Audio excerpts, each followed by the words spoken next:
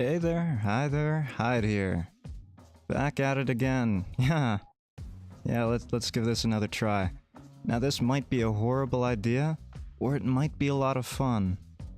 We've got ourselves some poetry to read, analyze, and as you can see, I've got these little applications from itch.io.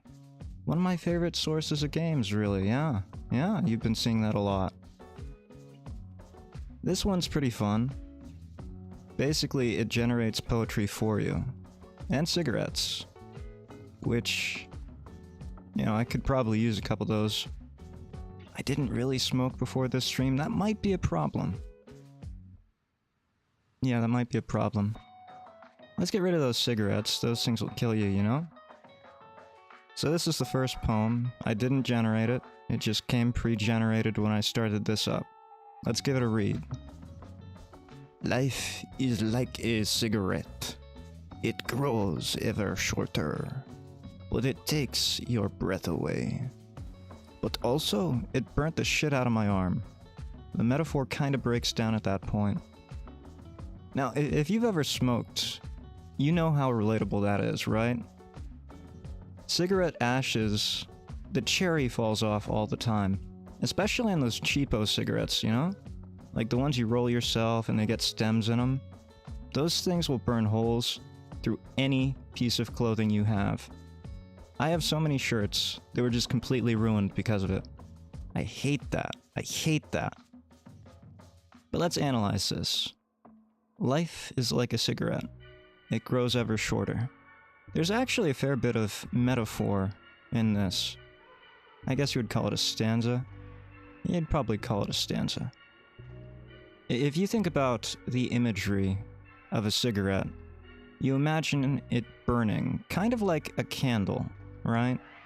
A candle is another common, probably more common, metaphor for how life burns and fades over time. And it just grows shorter, like a candle grows dimmer. But I think there's more to it than that. Like, the cigarette might be a better choice, because what happens when you burn a cigarette? You're left with ashes, and you're left with smoke, right? That's what's left of a life. The wispy ash, or the wispy smoke, it rises and ascends into the sky, becomes a part of the atmosphere. It's kind of like the freeing of your soul, isn't it?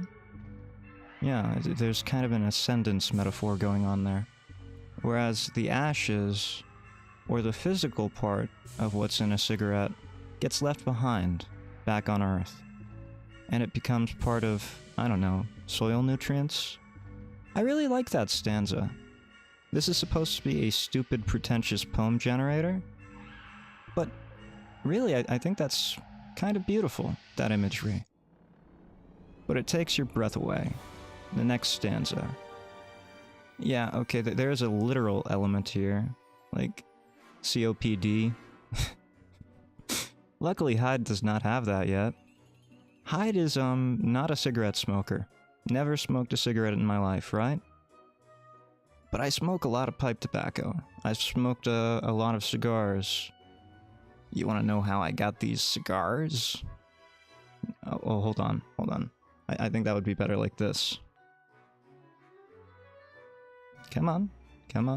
Wait. Yeah, there we go. Just had to make sure it came up. You wanna know how I got these cigars? Never go for the head. It makes him all woozy. Yeah, okay.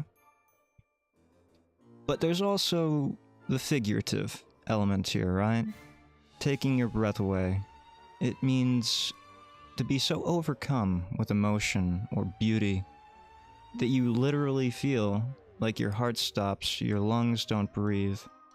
The very functions keeping your body, that flesh sack of chemicals that you keep moving around in, it takes those processes away, and you're left in a pure mental cognitive state. That's the kind of taking your breath away. Now the last stanza is purely literal, and it's satirical, so it's kind of taking the piss out of these two beautiful stanzas before it, right? Like that's the idea here. But At the same time, I think there is another element here. We could go beyond the artistic intentions of the person who made this program, couldn't we? Art is in the eye of the beholder, and artistic impression is in the eye of the beholder too, right? Yeah. So we could take this on its face value, we could take it literally and realize it's satire, but I'm not going to do that. Let's look at it as if it were metaphorical, figurative, right? But also, it burnt the shit out of my arm. The metaphor kind of breaks down at that point.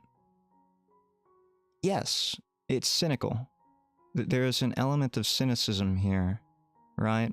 And we can apply that to the last two stanzas as well. That's what it means to have a complete work. To have a poem where the stanzas all work together to create a whole unit. So when it says, it burnt the shit out of my arm, we can interpret that to mean it's caused some kind of physical pain or damage. And that the poet here, the metaphor kind of breaks down at that point, has given up on trying to make life beautiful. Because sometimes life is painful, right? Like, life isn't all cigarettes. It's not all smoking happily on a porch somewhere in the cool summer breeze. No, it isn't. There's death, there's sadness, there's sorrow, there's cigarette cherries burning the shit out of someone's arm. Especially, like, you gotta consider too, how did that cigarette burn the guy's arm? Or the girl, the poet's? Let's assume guy, because in the current year, I'm pretty sure the statistics show it's mostly males smoking, right? And that's what it shows. Pretty sure. Yeah. You can take my word on that. Hyde would never lie to you. Hyde would never lie to you. Never. So, how would that cigarette get to the guy's arm? You have to assume that he was being a bit careless, right? Like, he had it in his mouth, maybe he dropped it from his mouth because he was breathless, so he saw something beautiful about life, and then immediately after, because of that moment of carelessness, he dropped it on his arm, burning himself. So the same thing that makes life beautiful makes you burn your arm, causes you physical harm, pain, whatever you want to call it. And then that leads to cynicism. You see, isn't this a beautiful little poem? Like, it's supposed to be pretentious and stupid and taking the piss out of poetry, but it somehow makes it work, you know? Like, I like that poem. I would give that 5 cigarettes out of 5 cigarettes. Let's generate a new one and see what we get.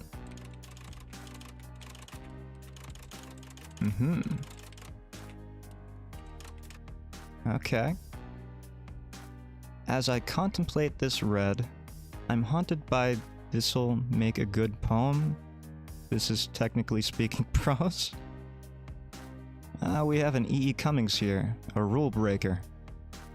As I contemplate this red. Oh, this is really weird, like the line breaks. So this would count as a stanza. As I contemplate, this red would count as another stanza. I'm haunted, this'll make a good poem. This is technically speaking prose, would be the last stanza. This poem I'm not quite as big a fan of as the first one.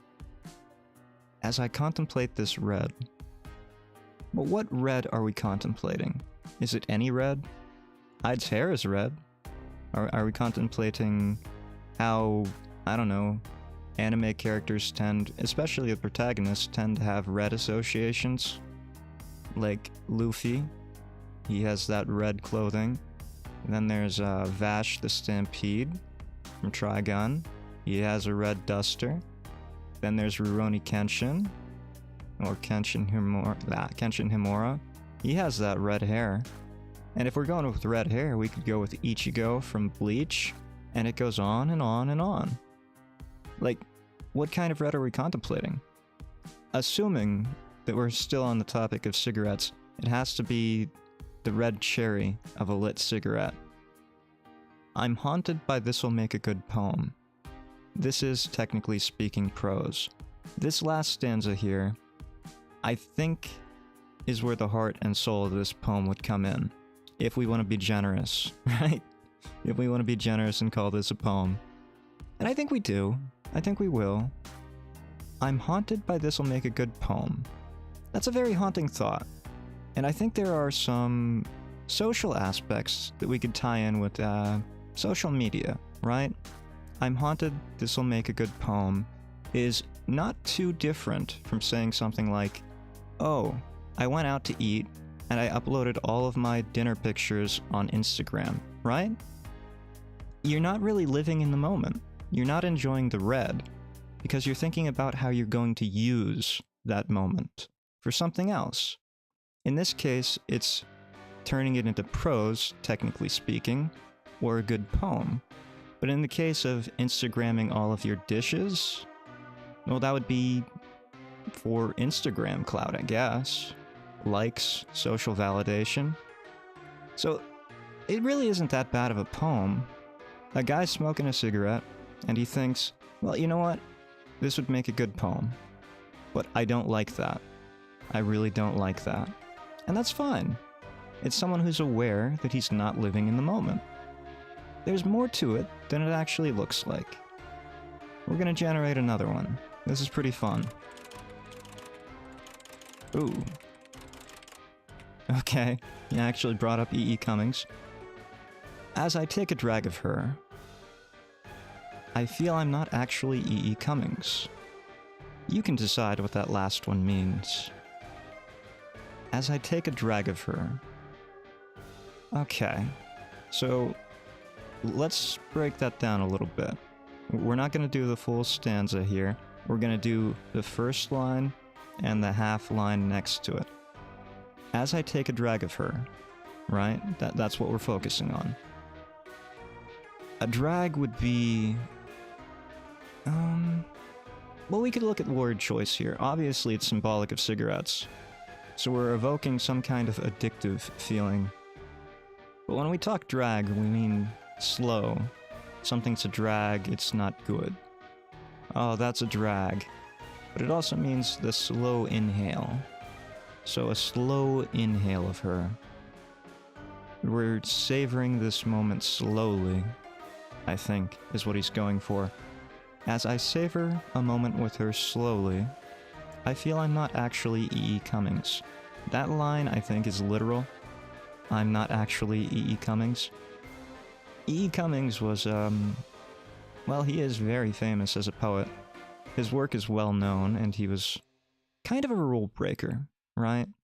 He didn't follow any kind of rhyming scheme.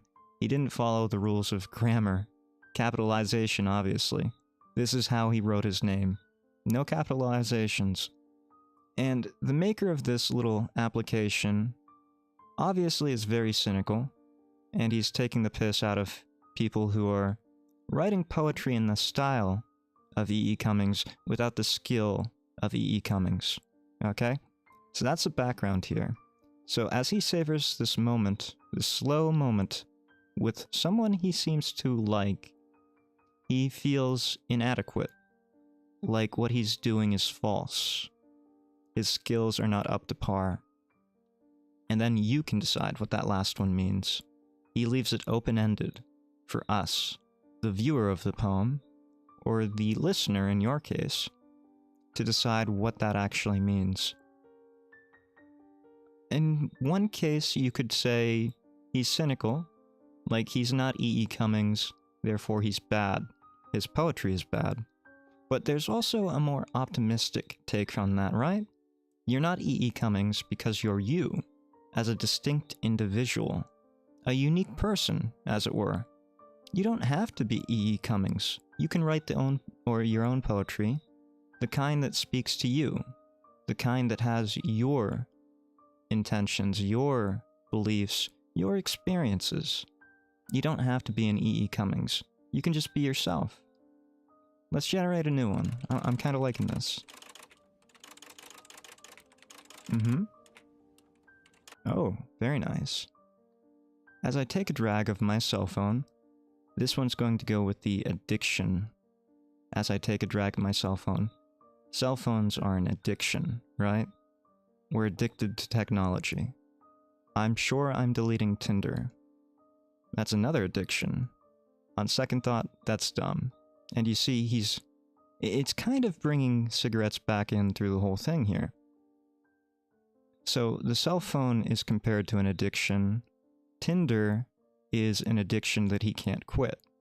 Because that would be dumb to quit, right? I'm deleting Tinder. Well, he seems so sure at first, like he really wants to try, but then we see this defeatist second line here. On second thought, that's dumb.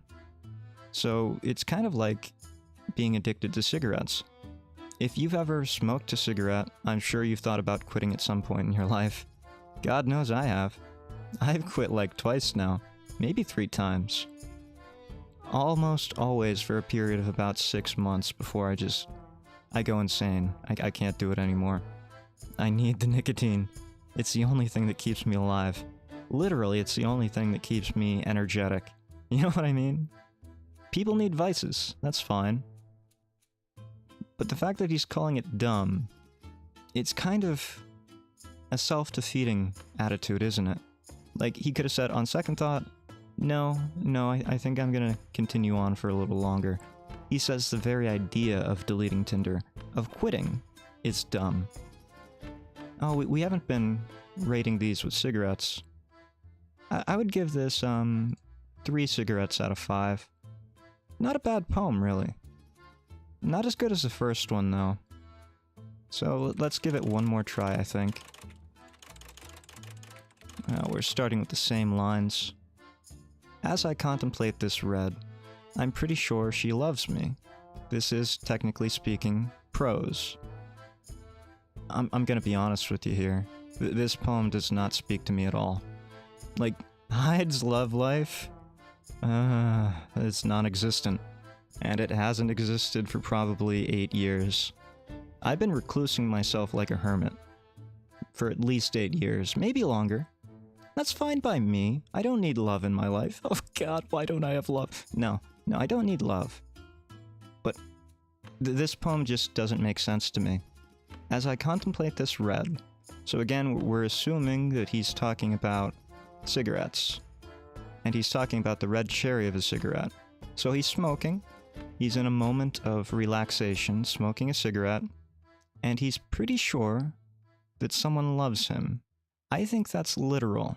He's pretty sure that someone with him loves him, or someone on his mind loves him. This is technically speaking prose. And it is. And I think that is also literal. Technically speaking. Like, he realizes this isn't actually poetry. But that's why he's making it poetry. Because it's an experience, and poetry is about experiences of the human condition. So not all experiences of the human condition need to be poetic. Some of them can be literal. And being literal, some of the best poems I've ever read were very literal.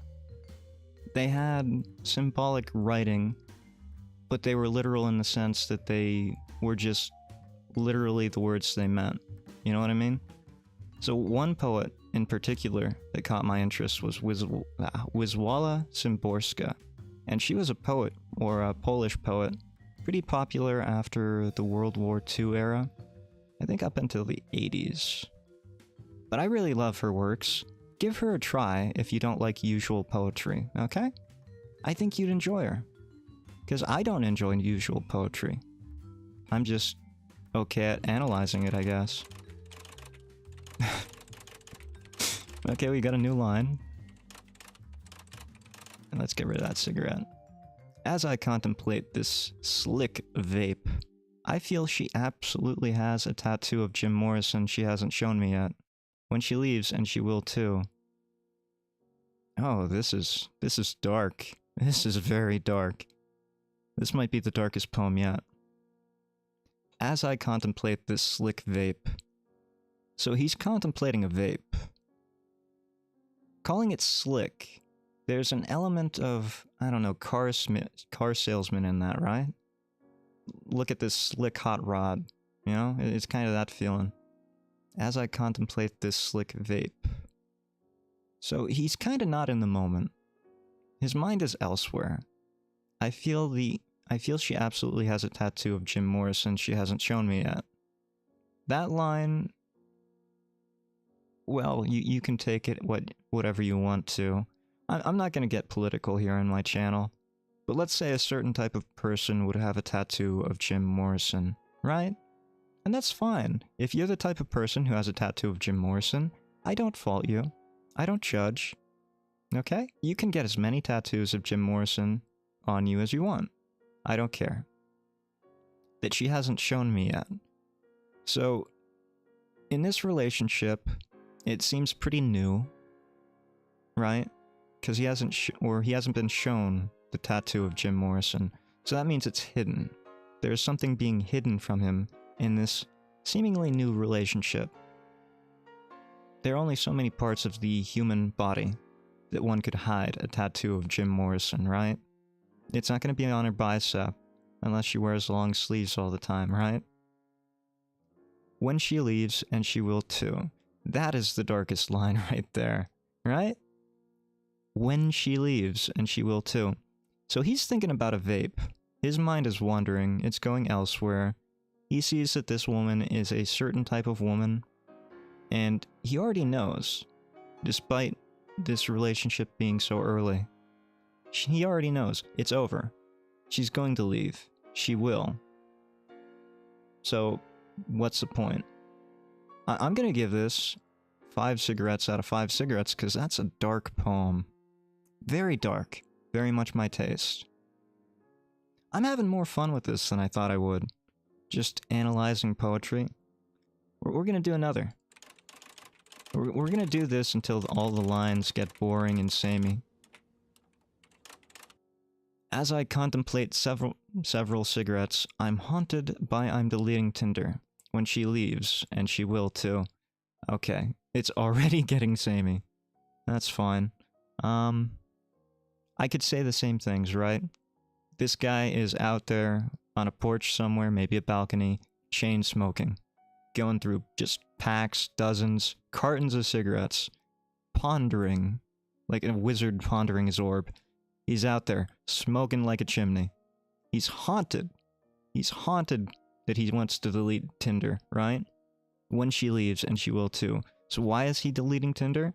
Because she's leaving, and she will too. He knows that Tinder hasn't given him a relationship that'll last. He knows it's over.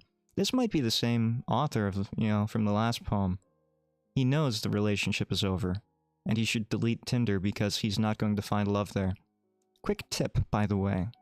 If you are looking for love on Tinder, stop. Stop and ask yourself, is that a good idea? Because the answer is no. No, the answer is no. You're not going to find love there. I mean, love is hard to find. Don't get me wrong. Hyde's been single for 8 years. He's going to go for 10. Maybe 20. And if I live long enough, maybe 50. Yeah. Yeah, I'm going to be an old man with a big beard, living in my cave, surrounded by bears. Because there's always bears around me. But that's going to be my life, right?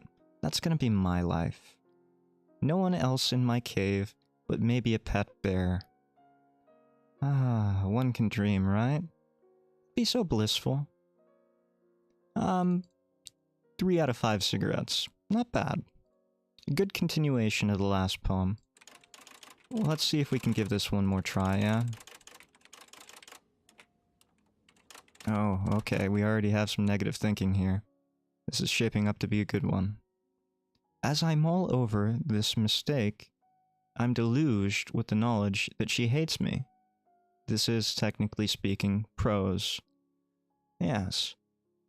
So he's in a negative self-assessment cycle of sorts, right? As I mull over this mistake, he's done something wrong. He's done something wrong, and he knows, he absolutely knows, that he's offended or upset someone he cares about, because she now hates him. This is another common enough life occurrence, right? You get into a fight with a a significant other, and you do something stupid, but you don't talk about it. You just sit there and think about your mistake. You don't fix it, you don't try and talk out the issues. You just sit there in a cycle of doubt and negativity. And that leads you to knowing that she's gonna hate you. Because it's a self-fulfilling prophecy at that point. And that is technically a human experience, so this last line of the stanza, this is technically speaking prose, is also true. It is a literal human experience that has been captured and put into a poem. And you can see so much depth to this poem, right? You can see so much depth that was unintended by the creator of this program.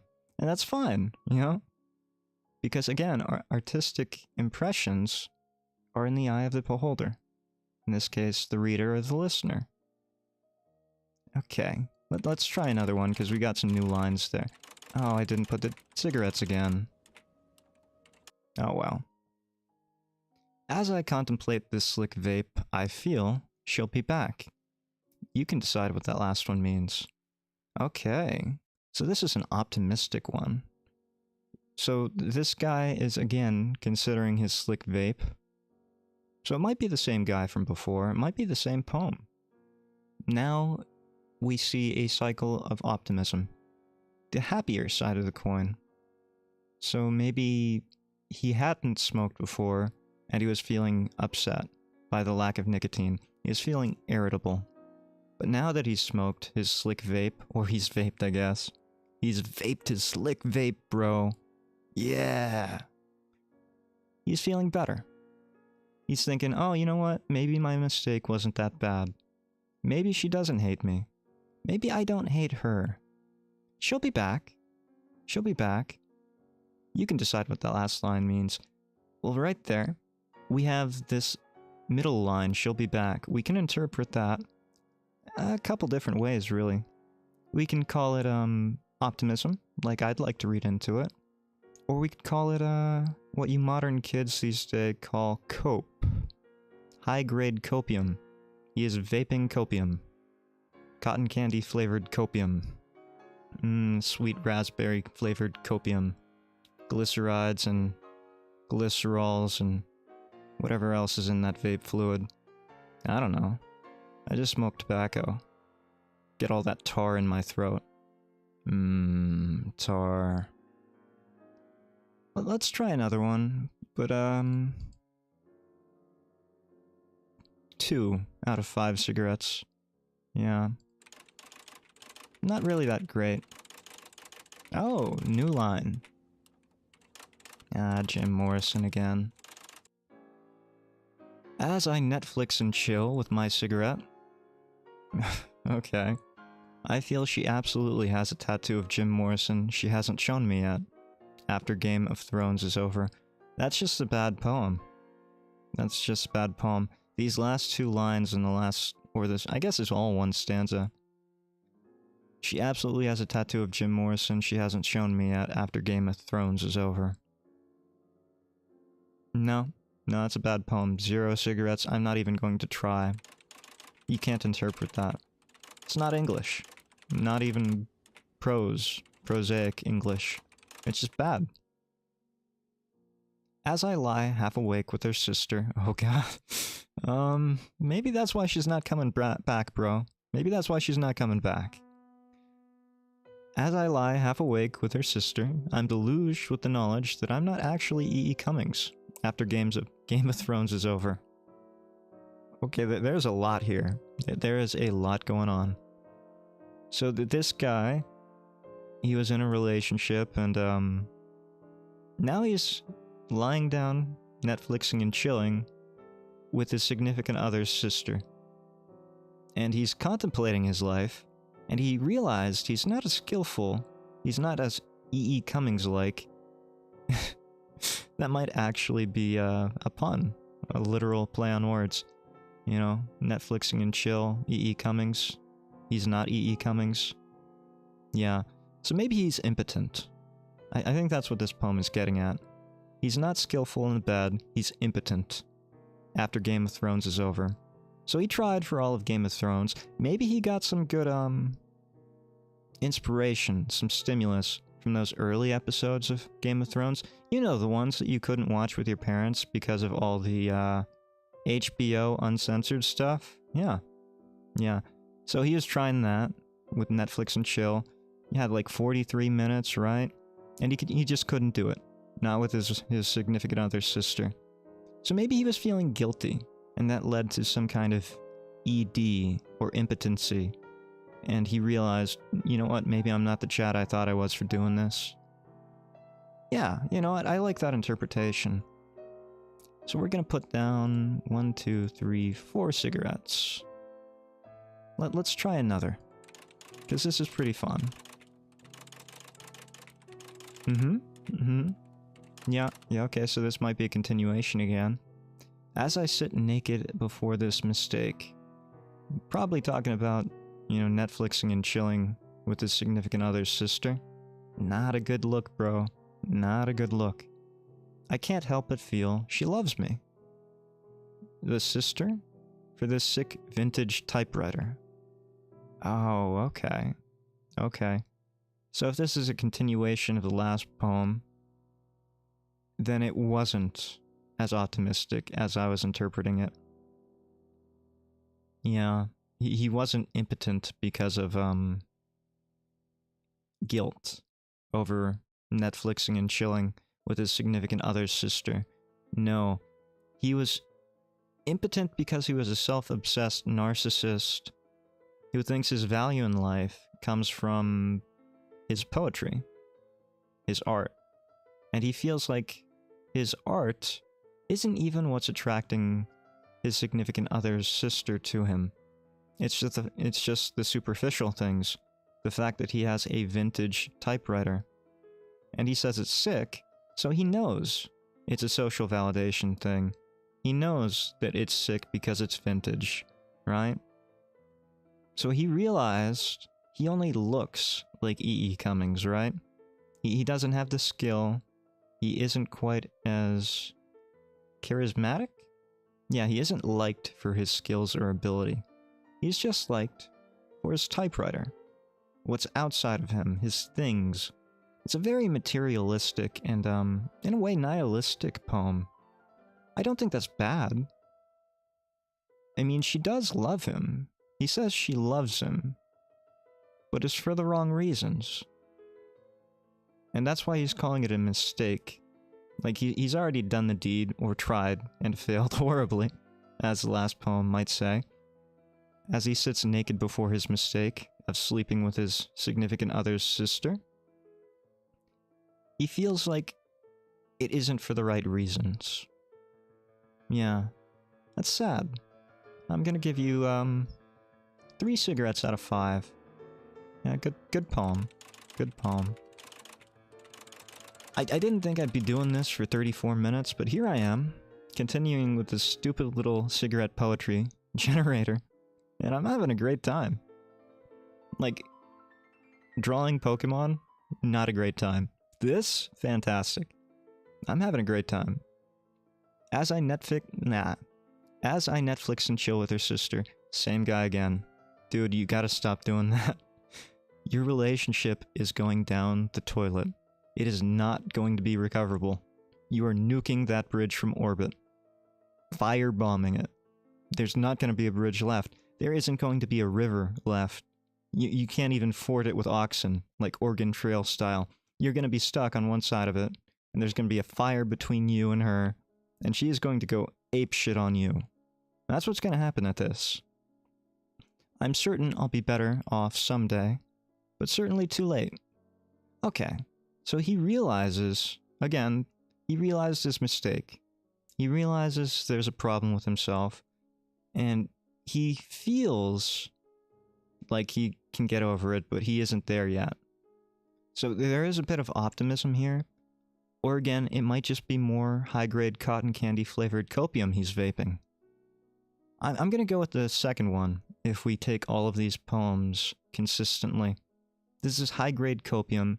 He's excusing himself. He's enabling this negative behavior that he wants to change. That's less than ideal. You don't want to see that. when someone has an addiction, you want to see them recognize the addiction. That's always the first step, right? Recognize you have an addiction. Otherwise, you can't do anything about it. 3 out of 5 cigarettes. Next poem. So we might be continuing again. I don't know if I'm gonna like this. No, I don't like this poem. That's a stupid poem. We're gonna try again. Some of these are bound to be losers, right? Some of them are just bound to be losers. They're generated by some kind of program. As I Netflix and chill with this slick vape, I muse. I hate it for my artistic line breaks. Oh, those are pretty, I don't know if I'd call them artistic so much as bad. You certainly aren't E.E. Cummings, I can tell you that much. So he's Netflixing and chilling, and he's vaping. So you already know he's a huge douchebag, right? Yeah, you don't vape in the face of whoever you're Netflixing and chilling with, right? But he is. He's smelling that, or he's smoking, he's blowing that cotton candy flavored copium all into the face of whoever's Netflixing and chilling with, right? Less than ideal. Probably gonna hate that. Again, just nuking bridges. I muse. I hate it for my artistic line breaks. So he feels like external things are responsible for his failure. That's what I'm getting from this. He's blaming his slick vape for his own artistic choices. Maybe he feels compelled to fit some kind of mold. You know what I mean? Like he feels expectations. Other artists have these expectations of him because he smokes a vape. Or maybe he smokes a vape because the other artists had expectations that he should be vaping. Smoking a vape. Yeah, Hyde. Get off my lawn, kids. I know what vaping is. Yeah, old man Hyde, he does not vape. So if he calls it smoking a vape, just go with it. Roll with it, please, for the love of me. Thank you. But he's not really blaming himself, and that's the problem. Because we're all ultimately free agents with some degree of subjective free will. We can all make choices, right? You know the thing I hate about free will? Like, a lot of people think that if there are constraints on you in a system that make certain choices impossible or impractical or just implausible, that you don't have free will. You know, they're coercive forces. But that's not true. Just because there are coercive external forces pressuring you to make a certain choice doesn't mean you can't make a different choice. You can always make a different choice. For example, say you were caught by an inquisitor, right? And they were torturing you to say that you're a witch. You can say you're not a witch. They might torture you, but it's your choice whether you want to, I don't know, suffer through that torture for your honor and your dignity as a person, not a witch. Not that there's anything wrong with witches. I don't want any curses or hexes put on me, please, and thank you. But you can choose to suffer for your own pride and your own identity, or you can take the easier option of saying, yes, I'm a witch, please don't torture me anymore. And then you get a quick death. Because there are no happy endings in life, kids. There are no happy endings in life. We all die. We're all like a cigarette, burning, our souls will ascend into the atmosphere, our final breath goes out there, and then our body just turns to ash, just like a cigarette. And it gets mixed with the soil, a bird eats our cigarette butt, chokes on us, they die, then they're the cigarette. Yeah, that's life. That's the circle of life. Birds choking on us, as cigarettes. Just the fiberglass, though. Just the fiberglass. It's actually a thought-provoking poem, so again, we'll give it 3 out of 5 cigarettes. I think I'm gonna go another one. Yeah. Okay. Okay, he's a bit misogynistic here. As I arrange her sister, I'm deluged with the knowledge that this'll make a good poem. When she leaves, and she will too. Okay. There are several ways to interpret this one. As I arrange her sister. So, putting things in order. He's putting her in order. There are some slight misogynistic tendencies there, bro. Not that we don't know that about you already. You're sleeping with her sister. Right? I mean, that should be fairly obvious.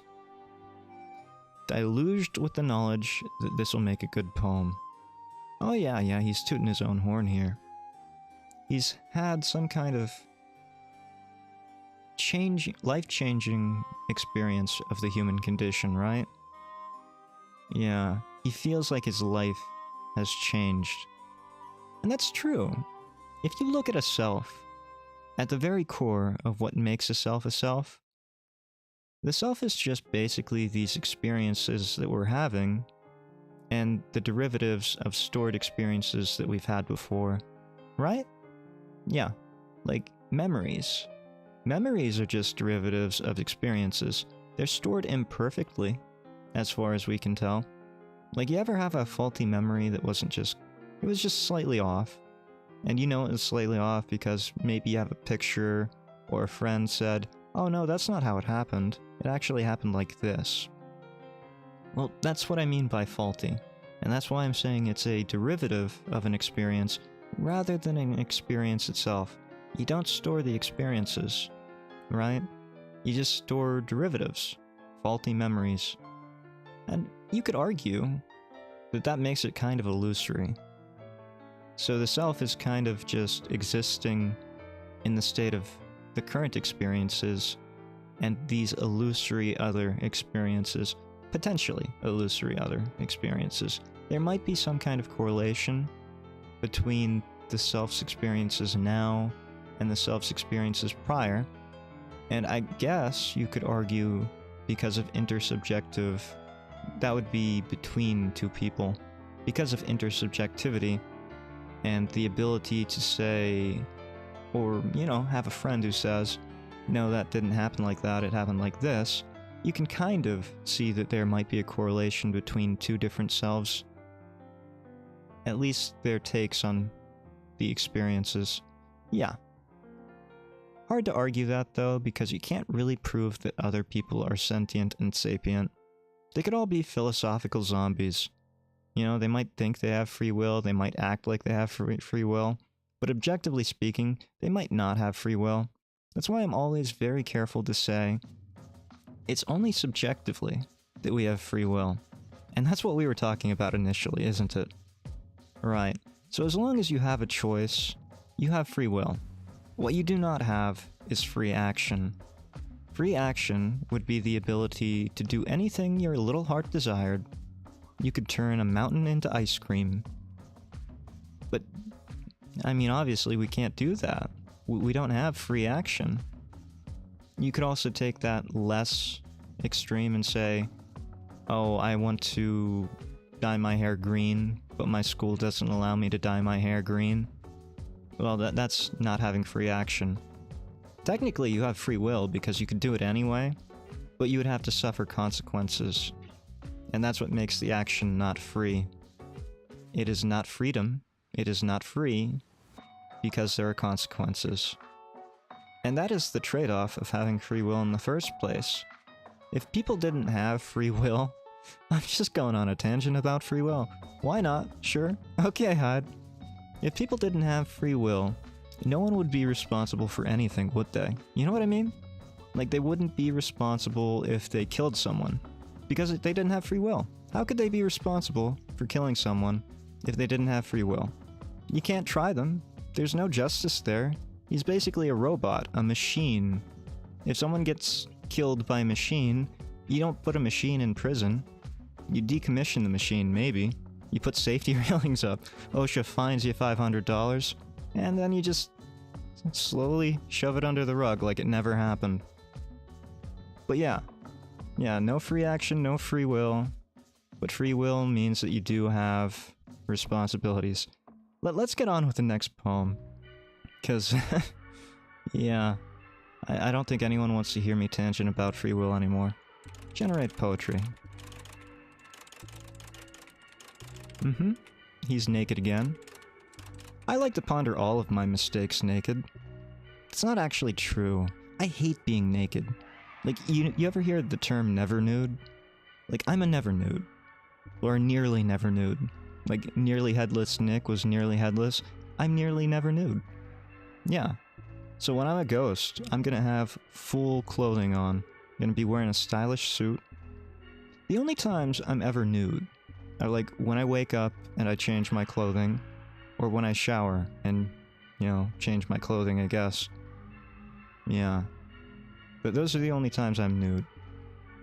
Why am I telling you that? Well, no one's gonna pay attention to this. No one's gonna sit through 47 minutes of me tangenting about free will, free action, and analyzing poems about cigarettes to get to the portion of this video where I discuss when I'm nude. That's not gonna happen. Please don't clip this, future Hyde, please. Please, Jekyll. Please let this die. Okay. As I sit naked before this mistake, I'm struck by the thought that I'm deleting Tinder when hipsters start buying my books. Ah, very good. So we got a businessman here, an entrepreneur of sorts. So he's using Tinder not for its intended purpose, but to get a social network, to get in with a certain crowd of potential clients and customers. I like that. I like that a lot. Like, usually you would only think that sex workers work on Tinder. No, entrepreneurs do it all the time. Like, it's just like how on Twitter, there are all these accounts that say they're pre-debut VTubers, and they're really not. What they are is they're trying to get into the VTuber circle because they're trying to sell you AI-generated art. That's what they are. They're graphics design AI generating. Let's try that again, Hyde. That's what they are. They are graphic designers using AI to generate graphic designs for a potential set of clients whom they are only getting access through camouflage of their own activities online. Otherwise, we would call them predatory. Well, let's be nice here, Hyde. They're not really scamming people. Like, even if their art is AI generated, they're not scamming anyone. What they're doing is very aggressive and predatory business practice. And honestly, I kind of respect the hustle. Like, do you know how many... There are a lot of them. But it still takes cojones, right? To go up to a potential client, someone who, you know, probably doesn't want your product. They don't want to spend any time with you. But they still try. They still try, and that's pretty cool, you know? Can you respect that? I can respect that. I can respect that a lot. It takes huge cojones to go up and cold call a potential client. And I don't think anyone would know that if you've never been in the business sector as a salesman, right? Like, if you've never tried to sell anything, especially as a door-to-door salesman, if you've never done that, you don't know how horrible that job is. So I respect that. I respect the virtual version of that. So that's what this guy's doing. He's using Tinder to sell his books. So that's pretty clever. Hopefully he's selling erotica, or else it wouldn't make much sense to target Tinder users. But you know, not all business plans are as good as the other. Sometimes you make poor business decisions, like mine. I haven't really targeted my demographics much lately. No, my demographics are supposed to be old wrinkly men, getting crow's feet, with big beards, getting home after a hard day's work. Yeah, somewhere around 25 to 45. That's my demographic. That's my ideal demographic. Like, a bunch of people want cute girls in their demographic. No, if you're a cute girl, leave. I don't want you here. No, you're welcome here, but you're not my demographic. And the fact that you're here now, if you are here seeing this, it kind of boggles my brain, you know? Like, I get why it happened. I'm reading poetry, right? Obviously, poetry appeals to more females than it does males. So this content on my channel, it's not gonna do well. I don't expect it to. And if I do get the occasional view on it, people are going to be very, I don't know, disappointed if they look at my other content. I think I've done one other piece of content with a poem in it. One I wrote myself. So I'm not really appealing to my niche target audience here. Yeah, this whole stream was a bad idea from a marketing standpoint. So I'm a bit like this guy if he's not selling erotica, you know? Yeah. As I sit naked. It's kind of interested that, he recognized it's a mistake too. So he's definitely probably likely not selling erotica to these Tinder users. He's probably, let's assume, the least likely thing. He's probably writing high fantasy, right? And he's trying to sell it to all of these people on Tinder who are just looking for casual hookups. You see how that's a mistake? But why is he naked?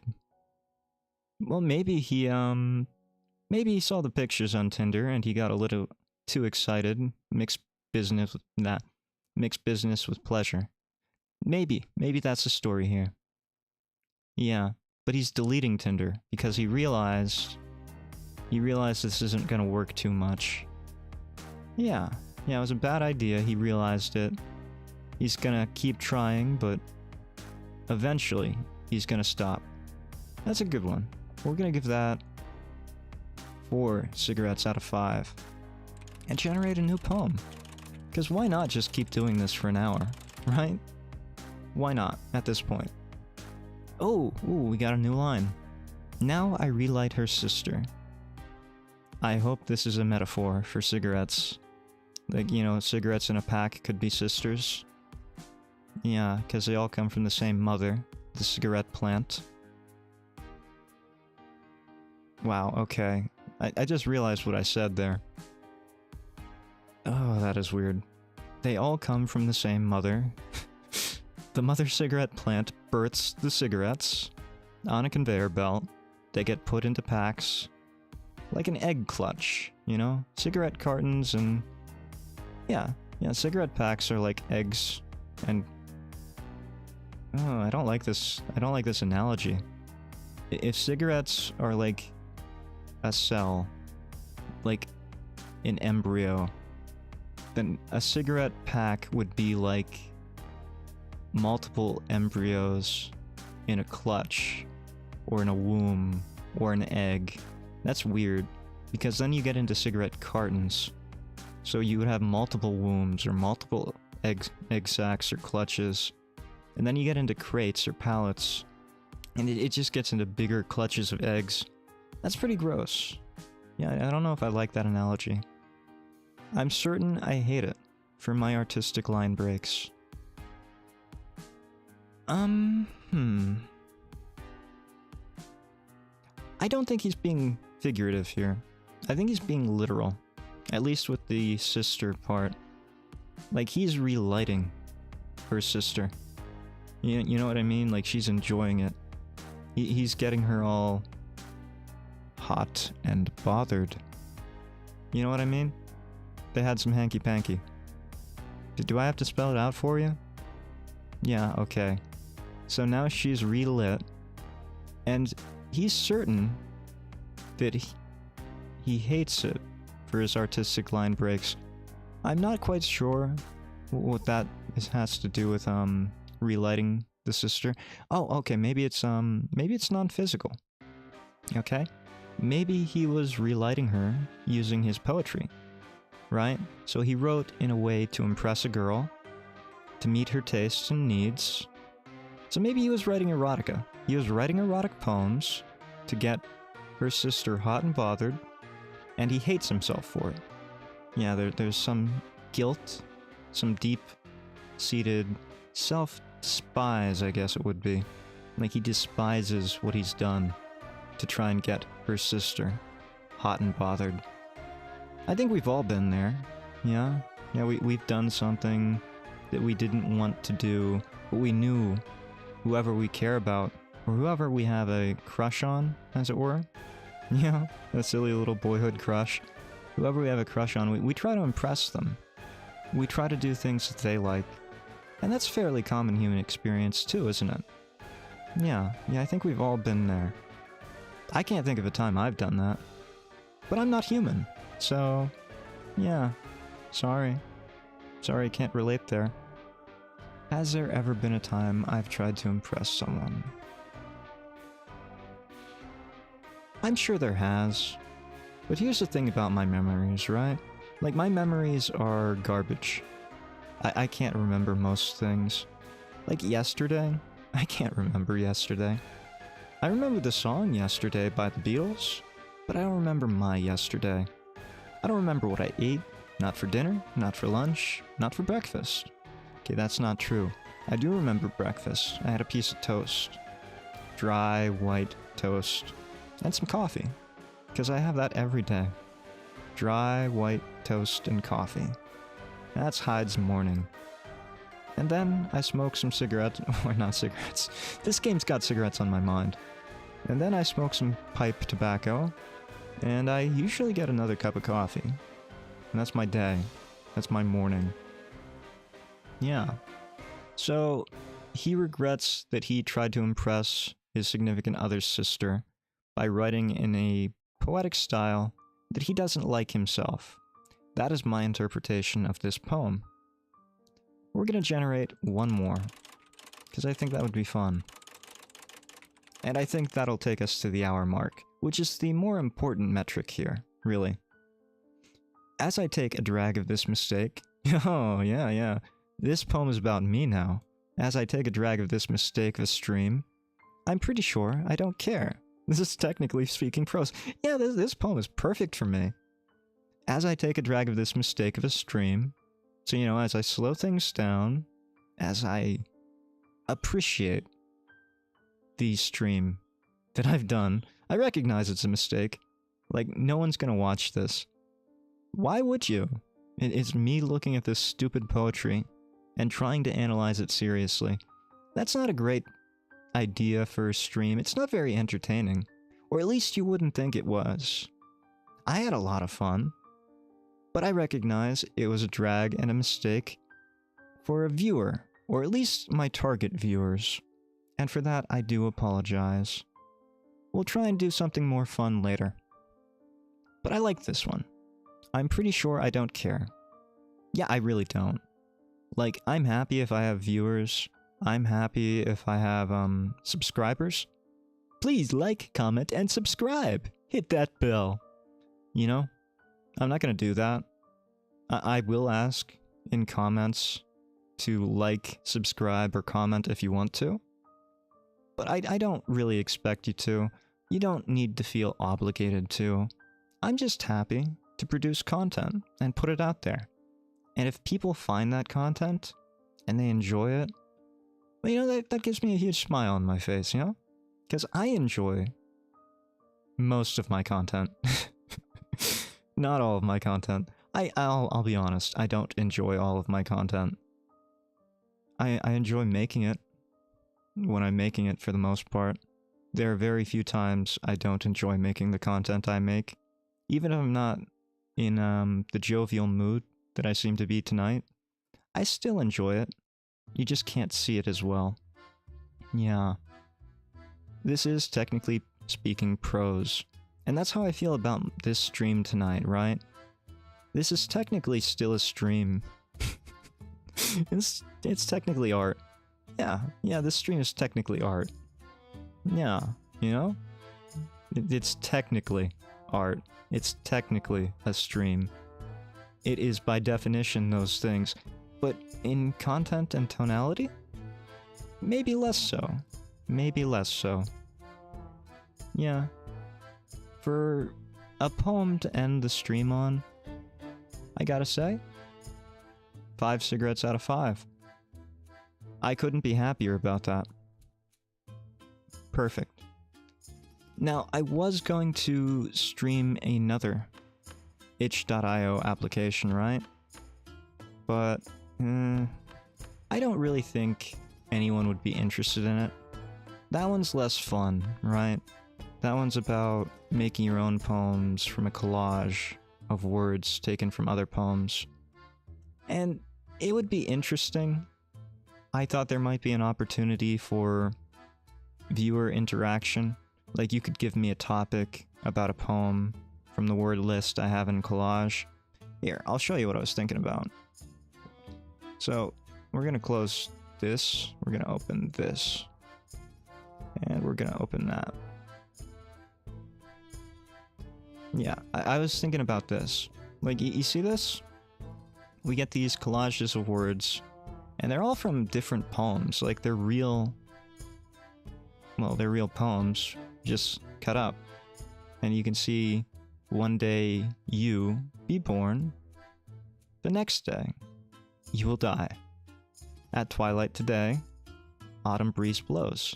So life goes on. Life goes on even if you die. And you will die. You see what I mean? That's a real poem. Not about cigarettes. But you could still use cigarettes as your symbol. I was thinking that, you know, if I had viewers... I wasn't expecting it. I wasn't expecting to have viewers. But I also didn't expect to spend an hour on the first segment. Yeah, that was a lot more fun than I thought it would be. I was thinking you could give me, I don't know, a topic. Like something you want to know about my life. And I would try to write a poem about it. Using these words. Like, one day be born.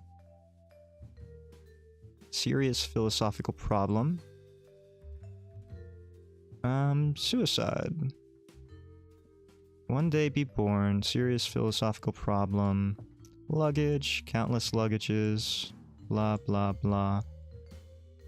One day be born is a philosophical problem. The next day, suicide. Yeah, you see?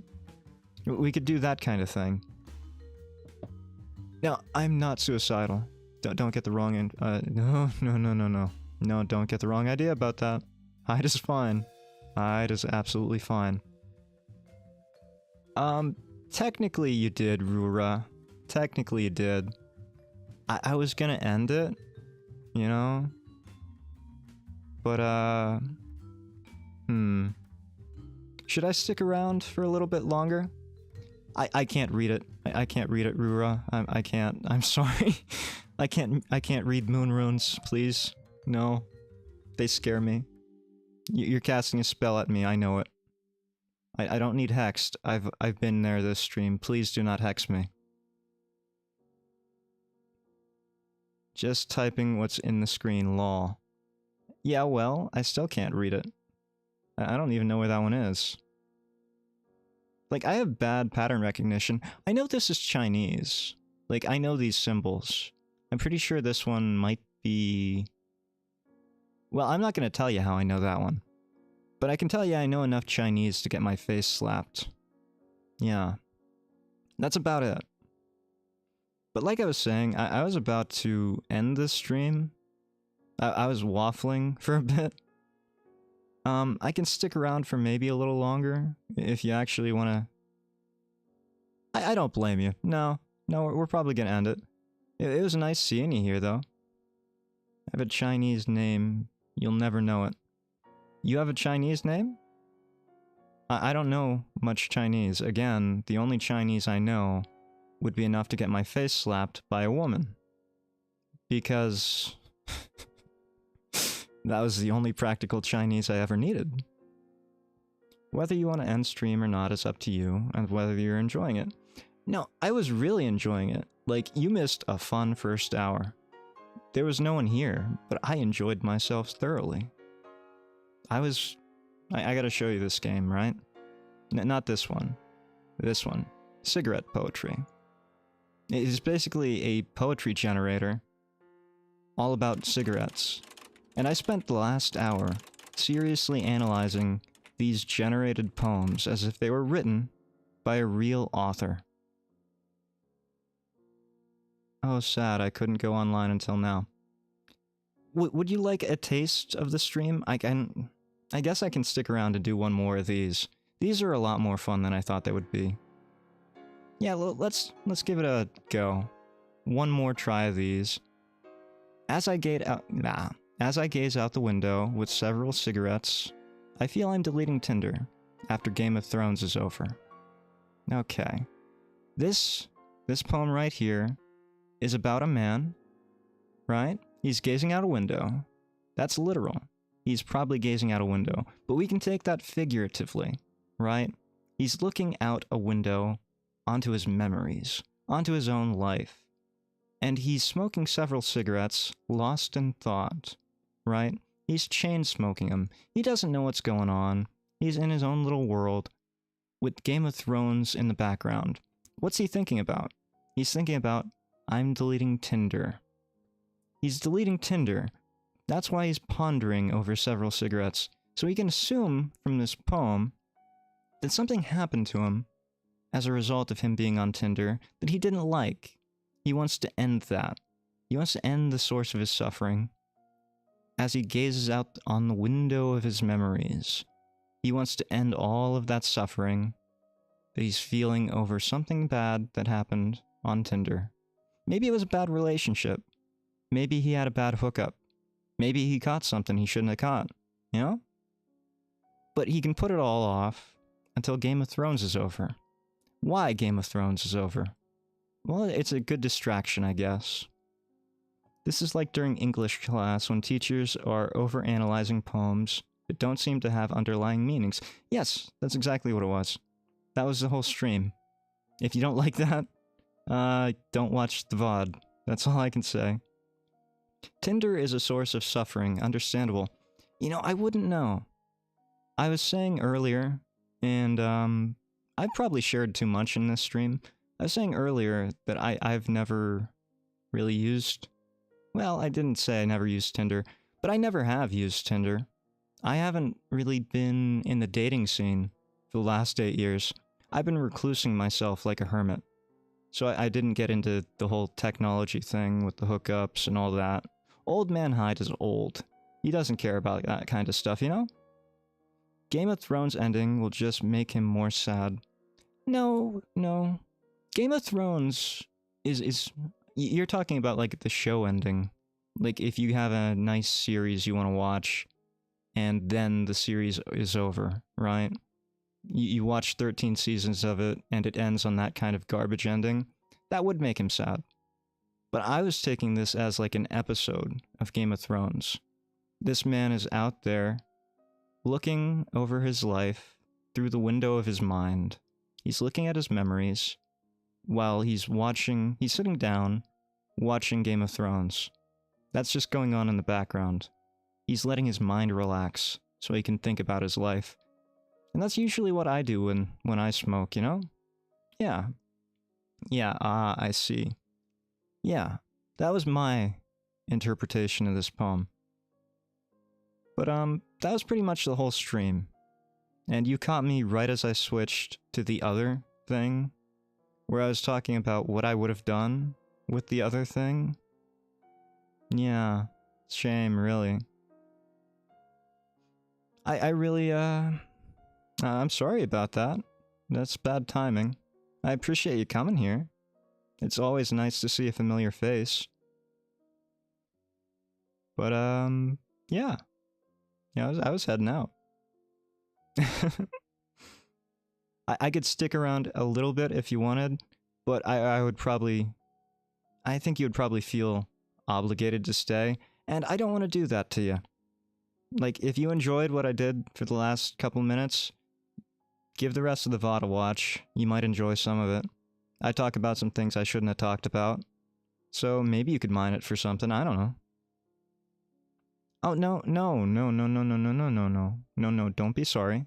Don't be sorry. There's no such thing to late. There's no such thing as late. You came to a stream, right? It just so happened that I was ending. You weren't late. You know, it was just bad timing.